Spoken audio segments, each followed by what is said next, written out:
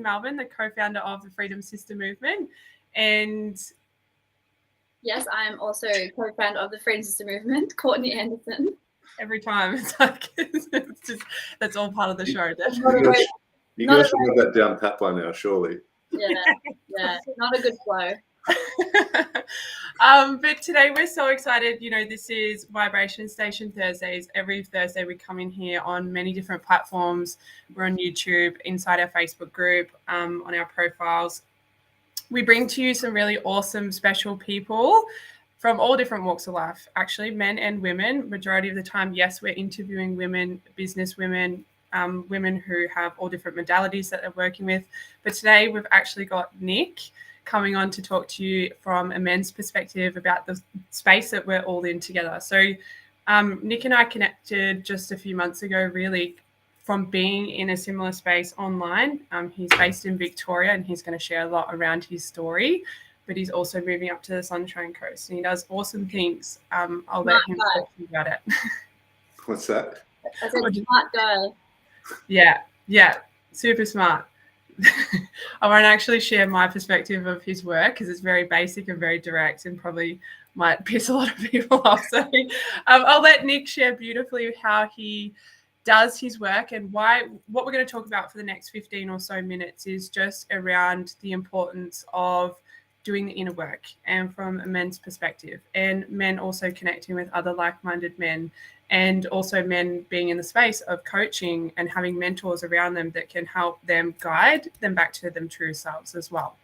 So Nick, just for everybody who doesn't know who you are, we'll also share your links and your business page in the comments below afterwards.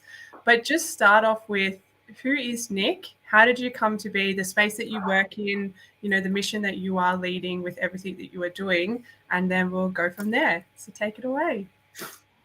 Well, yeah, I mean, it's a hard place to really, when I tell my story, there's so many different approaches and different lenses that you can look at your story through. Mm-hmm. So, I mean, in terms of how I got to my understanding and where I'm at right now, the big thing for me is I've always wanted to just understand things at a deeper level. So I suppose to understand my story a little bit and why I started getting into this, it's like I did exercise science and I sort of got into industry of, if you want to call it PTing. I used to hate the PT name because I just one of those labels that I never used to enjoy. But essentially it was what I was doing, and I sort of got into strength conditioning and I was pretty much just training athletes. And then I just started going down this rabbit hole of seeing issues and problems that my clients were having and trying to help solve them. So me being someone that wanted to be of service and be able to help my clients as much as I possibly could, I just started going down this rabbit hole of just doing strength conditioning, and then realizing, for example, that a lot of my athletes were, because of the sport they played, how they treated themselves, they started getting injured. So I started going down this rabbit hole of musculoskeletal rehab and trying to understand rehab more. Back then, this was I've been coaching for 8 years now. Back then it was more of a mechanical level and just understanding things at a mechanical level and why things were happening and biomechanics and physics and everything that was happening in the body. And then just my world being opened up to realizing that a lot of issues that happen in the body are just a symptom, or there's a lot happening metaphysically that creates a physical symptom in the body. Yes. So, and then that sort of led me down a path of realizing that we're a biological system, meaning we're a system of systems. We're not just physical, which is how I was sort of brought into all of this work, realizing that we're mental, emotional, physical, and spiritual beings. We're not just physical. So that's where I started realizing that there was so many more different connections in the body, and wanting to, again, be of service and help my clients. And then realizing that there was so much work in that. By me trying to help clients, I realized there was so much work in that I wanted to work on myself. And one of my mentors, I used to always laugh because we run these courses and there's people in their life that have these massive crises. They had this huge trauma and everything in their life, and it depends on obviously your definition of trauma. Everyone has trauma, but I never had anything major happen in my life. And I'd go to these courses and people would have like these major events, and I'd be like, man, am I not broken enough to be? I'm just like, what's going on? Yes. So, and like a lot of it made sense to me, but like I just thought there was a piece missing. So I'd always just seek like knowledge and wisdom from people. And then like one of my mentors said to me one day, he's like, you either have a choice. You can either do the hard work now and have an easy life later, or you can have an easy life now and the hard work will come later. But the choice is yours, but the hard work comes at some point. So, and learning from him, he didn't really start doing the work until he was like in his 40s. Wow. And he's like, there's going to come a time where, if you talk like about a midlife crisis, for example, like a midlife crisis is essentially, if you look at like the ascending and descending age curve, it gets to a point in time when, if we talk about it from a men's perspective, when you're in your early 20s, we pretty much say men are like young, dumb, and full of cum. Oh my God, yes. There's no awareness, like having like life and like death on your radar. It's just not a thing. Yeah. So, but you get to this age where you realize that you've like around 40s, like mid 40s or whatever it might be, you sort of start realizing that you have more tomorrows than you've had yesterdays. Yeah. Yes. And it's the first time in most people's life that death actually comes on their radar. And it's the first time in their life that they actually start looking within themselves. And most people see nothing because they've had a massive life of looking externally and having an outward focus that they haven't actually looked inward. So this is what my mentor shared with me. He's like, if you don't do the work now, then you'll have a midlife crisis. And for me, it's like the whole thing is like prevention is better than cure. Like I'd rather do the work now rather than trying to do it in a state of crisis. So when the crisis does come, because it's going to come, like we're all going to have hard times, things are going to pop up. But the more you can prepare yourself, the more you can sort of work through them. So that was my biggest thing, is like most people don't look within themselves. So for me personally, I wanted to start doing that early.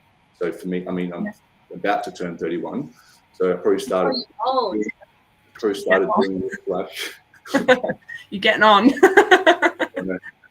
Probably started doing this work when I was like 25. I feel like most people don't start it until they're probably in their 30s. Literally, So, and like mid 30s, because that's when that crisis starts happening. So that's a bit about my story. Like it started from clients, but then it really started just like really wanting to understand myself, just because I've had great mentors that have guided me and shown me what to do, because it's going to come at some point. So you either do it now or you do it in a time of crisis. Yeah, 100%. I love that. It goes to, like, the majority of clients that we work with is women, and it's always around mums. And it's this whole identity thing of, you know, when the children come into this world, they just sacrifice or give everything to that child without realizing, actually, when you do stuff like that and you don't live in alignment with your truth and your values and keep moving forward while sharing that life with the child, you're then teaching it to also then do the same, sacrifice itself to work, to relationships, to toxic friendships, or to whatever the ripple effect that could have on the child. And so it's really powerful when we get to take them through our journeys and open up their eyes and really find that spark within them again. But we also see the ripple effect of the men that those women are surrounded by, how they can see then, oh, doing the work is okay. It's not weak, or it's not just for women only. It's not just, you know, for a small portion of people to do the work. Everybody needs to. Men, women, whoever you identify as, that's fine. But it's about getting clear with who you are as a person, you know, what you really love, what mission are you leading on this earth. And from a male's perspective, I'd love for you to just share a bit around either your journey or the clients that you've worked with and what you've seen over the past few years, how that's really impacted them either doing the work or avoiding the work, and it coming up and you witnessing all of that, how it's impacted their health, their what have you seen up until this point as maybe even a pattern, or anything you'd love to share on that? So when it, so I think I was talking about this the other day. Like when it comes to what most people build their life around, like just to sort of like generalized categories. Yeah. There's sort of three categories that it's either going to be around like wealth creation, relationships, and health. Yes. And when it comes to just again, this is more of a generalization, but a lot of women put relationships, again, like especially mothers and everything like that, they put relationships above everything else. Yeah. And a lot of men put wealth creation, or it could be career-driven women. They put wealth creation above everything else. And if you over-identify or overvalue anything in your life, then every other area of your life will take a hit. So if you overvalue relationships, then your health and your wealth creation will take a hit. If you overvalue wealth creation, then your health and your relationships will take a hit. And this is where you see people that do really well in business and successful or career or whatever it might be. Yeah. And then like as they go through that, they start realizing that you can learn a lot from people that are on their deathbed and the reflection that they have on their life. So when you look at people that are richest people in the world and they have an unhealthy heart or anything like that, say they'd give up a bank full of money just to be able to spend time with their kids. Or they'd give up all the money they have to be able to have a healthy heart. Yeah. So it's realizing like you can learn a lot from people like that, and just understand that if you are able to put your health first and realize, and a lot of people think that that's selfish. Yes. Put yourself first, especially mothers. But it's like, if you can show up as the best version of yourself and give to yourself first, are you going to be a better mother? If you can show up and be the best version of yourself, are you going to be a better business person and a better boss or a better leader? So it's more like, if you can connect what health means to you and how it's going to impact the areas of your life that you value a lot, because of being a mother, being a good husband or wife or leader or whatever it might be, you just got to connect the dots between what putting yourself first and how that creates a ripple effect in other areas of your life. So, because otherwise so many people just, go through life unconsciously losing parts of themselves and unconsciously like making, I don't like to use the word sacrifice, because I find sacrifice is a word that you actually do consciously, like you're sort of letting go of something, but they're unconsciously and unaware of what they're losing. And then again, they only start changing because they come into a crisis and they feel really shit about themselves. Yes. Rather than, and that's the thing, most people come from a place of desperation. They'll only change, like change happens when the cost of not doing something becomes greater than the cost of doing something. Yes. Yeah. So it's so rare for people to change from a place of inspiration and what they can look forward to. And not that you have to, like I find both is good, because desperation creates urgency. It makes you do something, but it only gets you started. It doesn't keep you going. Yes. So desperation will get you started, but inspiration will keep you going. Yeah. Love that. I'm so mindful as well for the men who are watching this back. If any of you are watching the replay, #replay below, so we know. And of course, reach out, ask any questions. But for guys, they're quite like quick. Let's get into it, because we've worked with quite a few male clients as well over the journey, and currently now. And so males sort of like information direct, fast. Like, let's not talk about it all day long. Let's get into it. And just before we do wrap up, Nick, what would you, for a male watching this or coming across this, what would you suggest to him if he's like, okay, I hear what this guy's saying, I resonate with it, there's some things that I'd like to acknowledge, my mates around me aren't really the greatest. How do I get started? Like, what would I do? Where should I go? Who do I connect with? Do I clean up my social media because it's full of all this stuff? What would you say to him? What was your stepping stones, or like, what have you seen or encouraged your clients with as well? I think the biggest thing for me is like having really good role models. Like I realized for me, like I'm so grateful for the role models I had early on in my life. But then as I started growing into being an adult, I realized that they weren't the role models that I wanted in terms of the direction that I wanted to take my life and the man that I wanted to be. They were great, and even when I look at like my own dad, for example, he was great and he provided like financially. But in terms of me and the man that I want to be, like I want to be able to provide like financially, emotionally, energetically, be a leader, all of those things. Like my definition of being a leader and being a man was different to my dad's. So in that sense, I knew I wanted to be something different, but I didn't know what that looked like because I didn't have any role models to look up to. Yeah. So I was obviously part of me was searching for that, but I was very blessed to find the right mentors for me very early on, like in my early 20s. That gave me that direction and inspired me in terms of the man that I wanted to become. And obviously I fine-tuned that for myself as I've gone along. But that's the biggest thing. Like there's so many just people in general these days. Like most people don't have a good role model. They don't have someone to look up to or inspire to. Most people that they do look up to, again, it comes back to the chasing like outward focus. They don't have much of an inward focus. So I think that's the biggest thing is you need good role models. You need people who have left footsteps in the sand for you to follow. And as we like to say, it's like it allows you the opportunity to like stand on the shoulders of giants.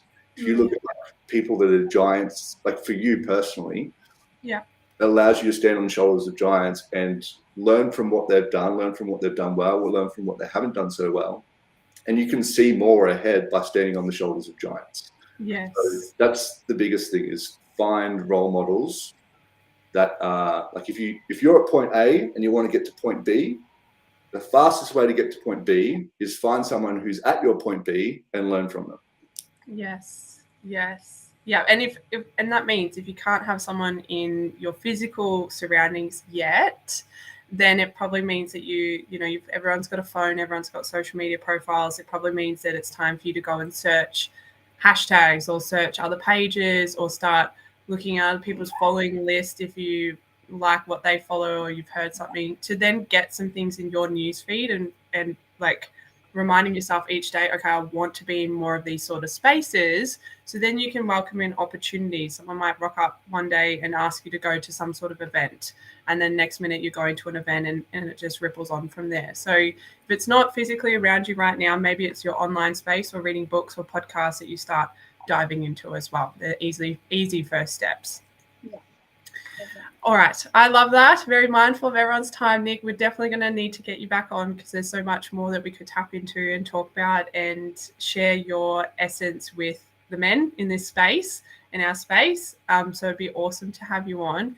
Is there anything at the moment, besides you focusing on moving to the Sunshine Coast, is there anything that you want to share that you've got like upcoming events or you've got an upcoming thing coming up or any challenges or anything you're running at the moment that you want us to share with everyone?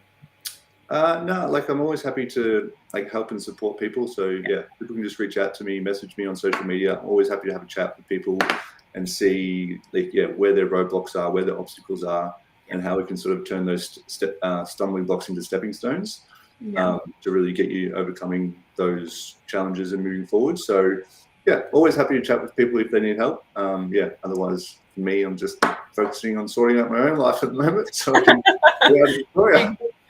Big move. That's amazing. All right, Nick, I'll stop it there. Goodbye, Freedom Family. We'll chat to you next Thursday. Lots of love.